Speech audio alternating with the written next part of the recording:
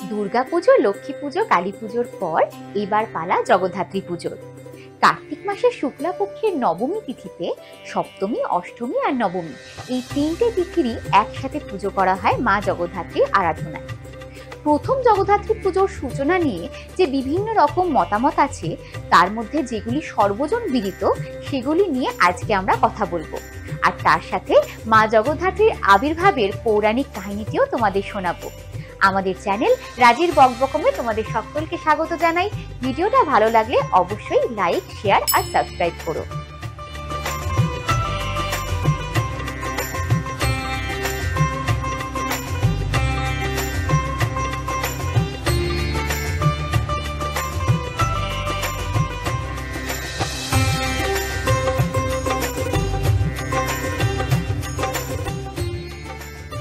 মা দুর্গা যখন মহিষাসুরের সঙ্গে যুদ্ধ করছিলেন, তখন মহিষাসুর তাকে বিভ্রান্ত করবে বলে এক উন্মত্ত হাতির রূপ নেয়। ঠিক সেই সময়তেই দেবী দশভুজা থেকে হয়ে ওঠেন চতুর্ভুজা, আর চক্র দিয়ে সেই হাতির সুর কেটে তাকে বধ করেন। দেবীর এই চতুর্ভুজা রূপই হলো মা জগদ্ধাত্রী। আবার মতান্তরে মহিষাসুরকে বধ করার পর দেবতারা নাকি প্রচন্ড গর্বে মেতে উঠেছিলেন, কারণ তারা মনে করতেন দেবী দুর্গা আসলে দেবতাদেরই শক্তির সম্মিলিত রূপ। এই সময় তাদের শক্তি পরীক্ষা করার জন্য দেবী আড়াল থেকে একটি তৃণখণ্ড ছুঁড়ে দেন।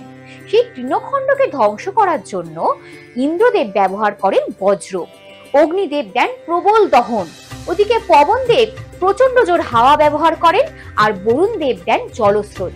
কিন্তু তারা কেউই ওই তৃণখণ্ডকে ধ্বংস করতে পারেন না। এমন সময় দেবতাদের সামনে আবির্ভূত হন শালঙ্কারা চতুর্ভুজা পরমা সুন্দরী এক দেবী। তিনি হলেন জগদ্ধাত্রী, আর তিনি দেবতাদের এই দর্প চূর্ণ করেন। শ্রী রামকৃষ্ণদেব বলতেন, তিনি দেখতে পাচ্ছেন মা জগদ্ধাত্রী বিশ্বকে সন্তানের মতো কোলে নিয়ে বসে আছে। জগদ্ধাত্রী শব্দের অর্থই হলো জগৎকে ধারণ করা। এখানে মূলত মা বিশ্বের সংযম ও সহিষ্ণুতাকে ধারণ করে রাখেন।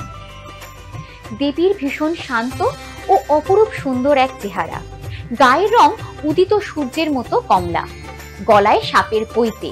দেবী চতুর্ভুজা, বাঁ হাতে রয়েছে শঙ্খ ও ধনুক, আর ডান হাতে চক্র এবং 5টি বাণ।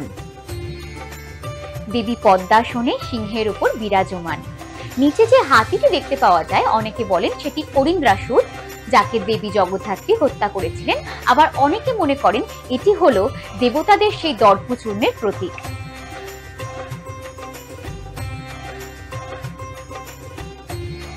প্রথম জগদ্ধাত্রী পুজো কোথায় শুরু হয়েছিল সেই নিয়ে নানান রকম মত প্রচারিত আছে।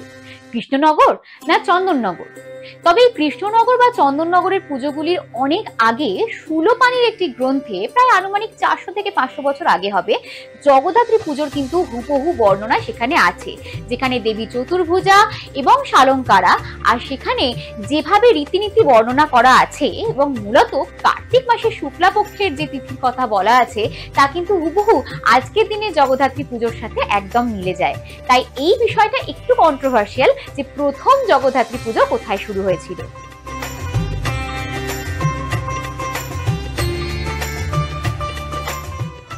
তখন কৃষ্ণনগরের রাজা ছিলেন রাজা কৃষ্ণচন্দ্র।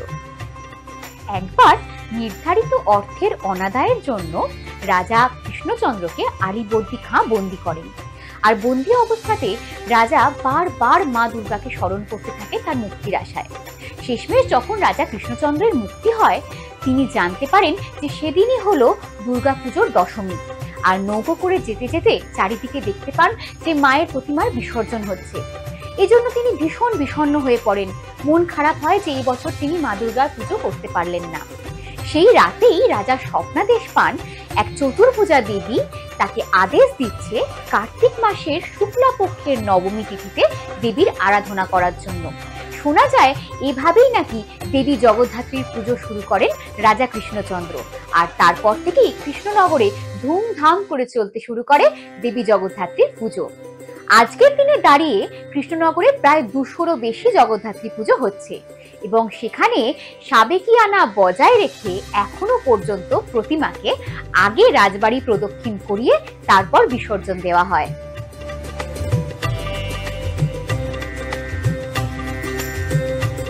আজ থেকে প্রায় আনুমানিক 350 বছর আগে চন্দননগরের দিওয়ান ইন্দ্রনারায়ণ চৌধুরী ছিলেন সেই সময়ের এক উল্লেখযোগ্য ধনী ব্যক্তিত্ব। শোনা যায় সেই সময় চাউলপট্টির চালের ব্যবসা এতটাই ফুলে ফেঁপে উঠেছিল যে তিনি নাকি সরকারকে অবধি ধার দিতেন। কিন্তু দুর্গাপুজোর সময় তাদের চালের ব্যবসার এত ব্যস্ততা থাকতো যে কেউই ঠিক করে উৎসবে সামিল হতে পারত না। সেই কথা মাথায় রেখেই নাকি ইন্দ্রনারায়ণ চৌধুরী কার্তিক মাসে শুক্লা পক্ষে দেবী জগদ্ধাত্রীর পুজো শুরু করেন, যাতে প্রত্যেকে উৎসবে সামিল হতে পারে। পরবর্তীকালে এই পুজোই চাউলপট্টির বিখ্যাত আদিমার পুজো হয়, যেটি সম্ভবত চন্দননগরের সবথেকে প্রাচীন পুজো। আদিমায়ের এই পুজোর সাথে জড়িয়ে আছে বহু অলৌকিক ইতিহাস। এমনকি শোনা যায় আগে নাকি যখনই আদিমার প্রতিমা গঙ্গায় ভাসান দেওয়া হতো, ঠিক সেই সময়তেই একটি শুশুক বা একটি সাপ কোথাও থেকে চলে আসতো। এছাড়াও চন্দননগরের কিছু উল্লেখযোগ্য পুজোর মধ্যে আছে তেমাথা রানীমার পুজো, যেটি সব থেকে উচ্চতম প্রতিমা। আর এই প্রতিমার অপরূপ সাজসজ্জা এবং সৌন্দর্যের জন্য এলাকাবাসী এই মাকে আদর করে ডাকেন রানীমা। চন্দননগরের পার্শ্ববর্তী শহর ভদ্রেশ্বরে দাতারাম সুর নামে এক ব্যক্তি শুরু করেছিলেন এক বিরাট জগদ্ধাত্রী পুজো, যে পুজো আজকের দিনে তেঁতুলতলার বুড়িমা নামে পরিচিত। এখানে একটি অদ্ভুত জিনিস লক্ষ্য করা যায়, বরণের দিন পুরুষরাই শাড়ি পরে টিপ পরে মাকে কিন্তু বরণ করেন। এই ঠাকুরও ভীষণ জাগ্রত।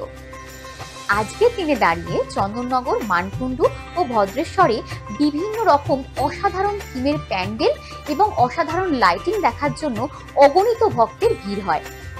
বর্তমানে চন্দননগরের লাইটিং এতই বিখ্যাত হয়ে গেছে যে রাজ্যের সীমানা পেরিয়ে দেশে এবং বিদেশের বিভিন্ন অনুষ্ঠানেও এই লাইটিং ব্যবহৃত হচ্ছে। তাহলে তুমি যদি কৃষ্ণনগর বা চন্দননগর থেকে আমাদের ভিডিওটি আজকে দেখে থাকো, তাহলে অবশ্যই কিন্তু আমাদেরকে কমেন্ট করে জানিও। আর আমাদের আজকের ভিডিওটা কেমন লাগলো সেটা কিন্তু আমাদেরকে জানাতে একদম ভুলো না। আজ এইটুকুই, দেখা হচ্ছে পরবর্তী ভিডিওয়ে।